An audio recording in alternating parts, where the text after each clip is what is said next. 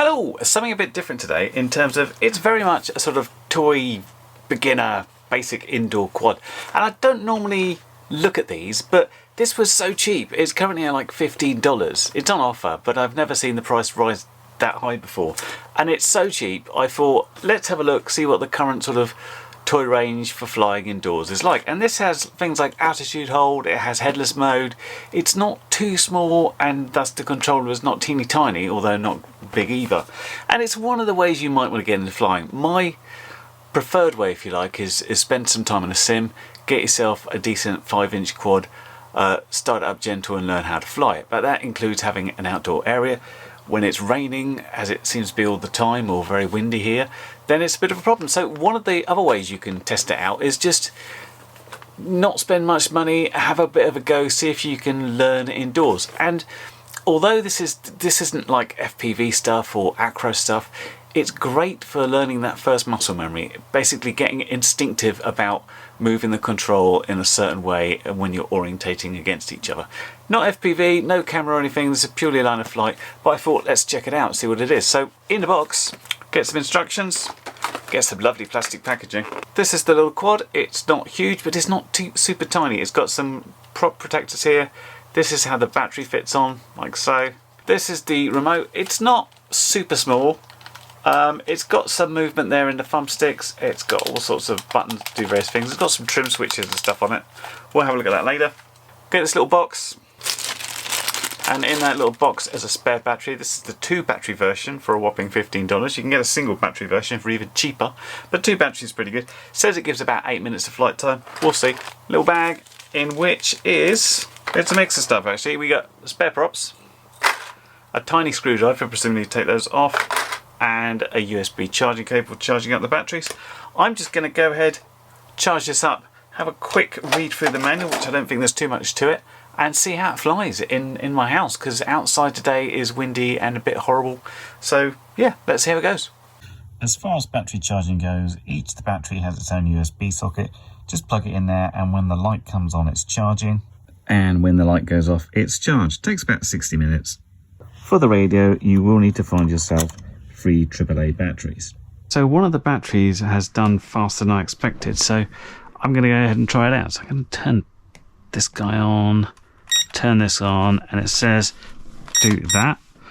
Then you do this to do the acceleration calibration, and then it's the old style out like that to start it. So let's see what happens.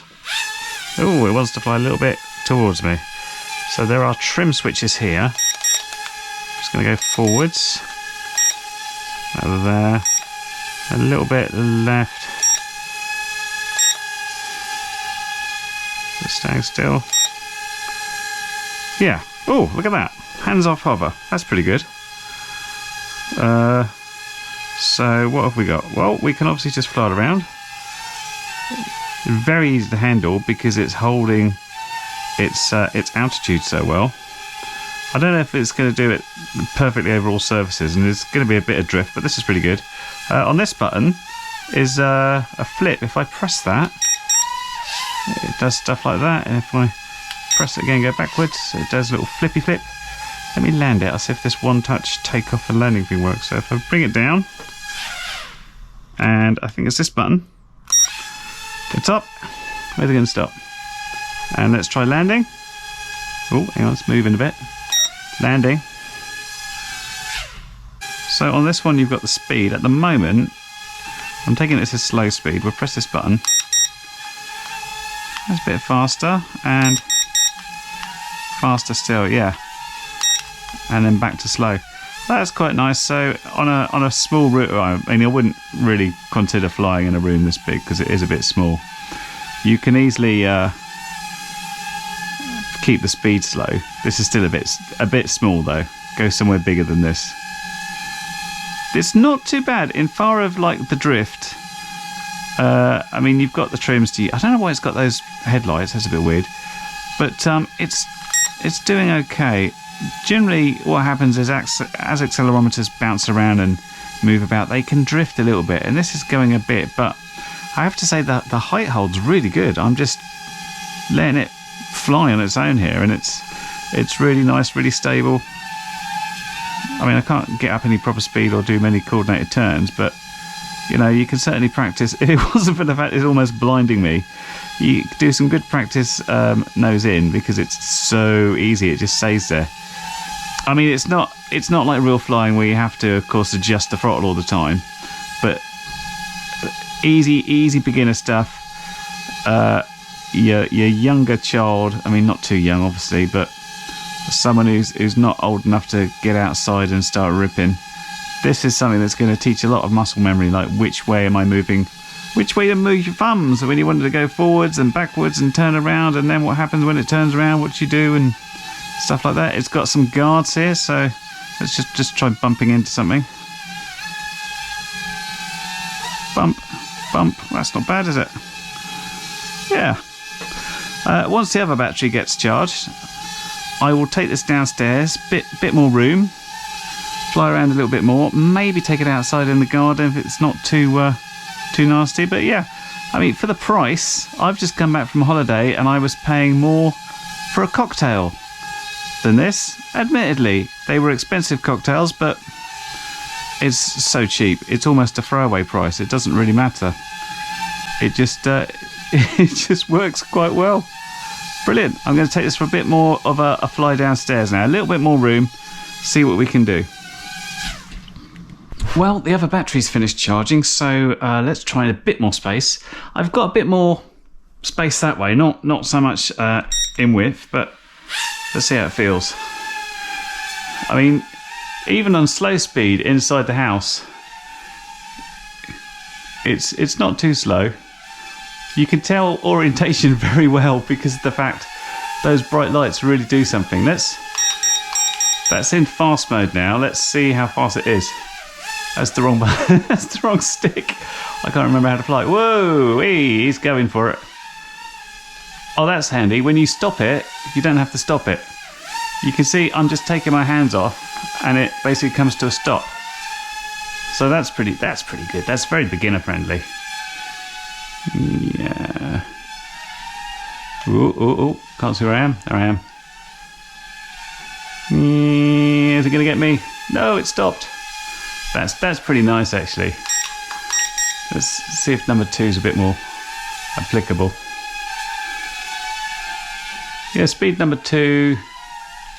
Oh. I hit something. What's that done to the accelerometer? I went a little bit crazy to start with, and then it was okay. It says if you have a crash and it goes out of control, what you should do is basically land it, recalibrate the accelerometer, like that, and then you're good to go. And then it's still one touch takeoff.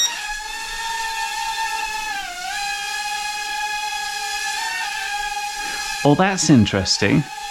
Doing that calibration has removed my trim settings. I'm just going to have to retrim this because it wants to come slightly backwards.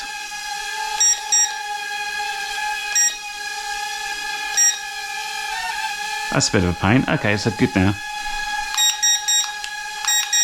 Quite honestly, indoors, just slow speed is absolutely fine. It turns really quick actually. This is more of a coordinated turn I'm doing now, and you can see it doesn't lean over too far, but it's nice and easy to control. It's fairly whoop.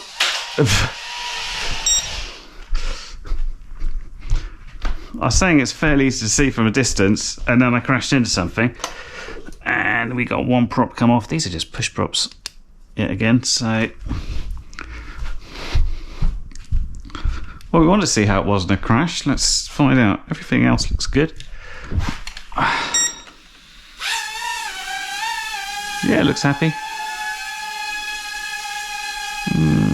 Accelerometer's decided it wants to go slightly to that side. That's better. Oh.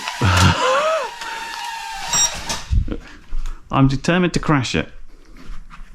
Where'd you go?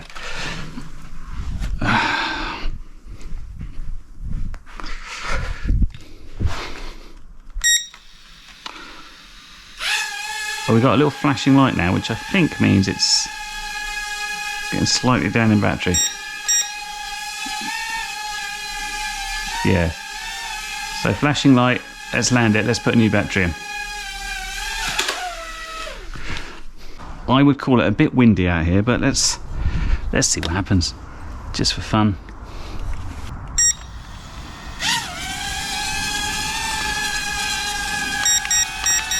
Let's put it in fast mode.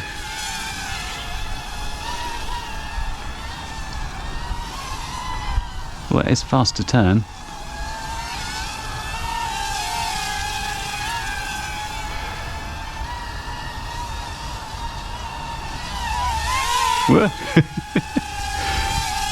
It's not bad. This is possibly a little bit more wind than we want out here. It's a little bit breezy, but it seems to be doing alright actually outside. Whoop. I wouldn't necessarily recommend it. It's really an indoor copter, but very light wind days you'll be alright. This is having a good old drift around in the wind. Let's just set it down.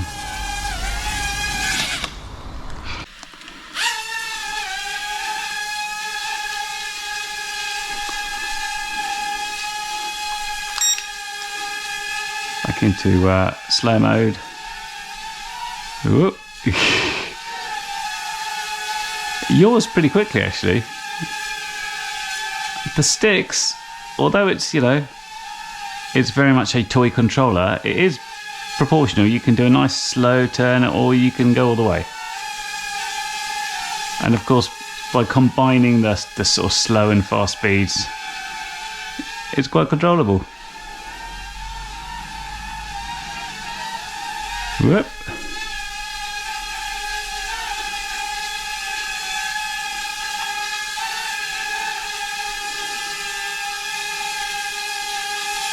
I don't know how it detects stuff, considering it's got some optical sensor. If I put my hand underneath, well, it doesn't care. It says, I know what I'm looking at.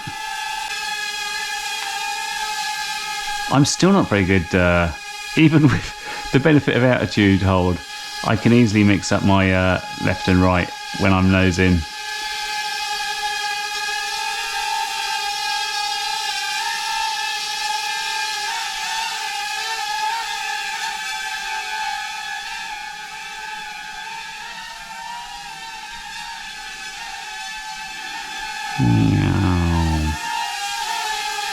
What I thought it might want to do is land in the hand, but it doesn't see me as the ground. If I do this, it's just like, yeah, whatever.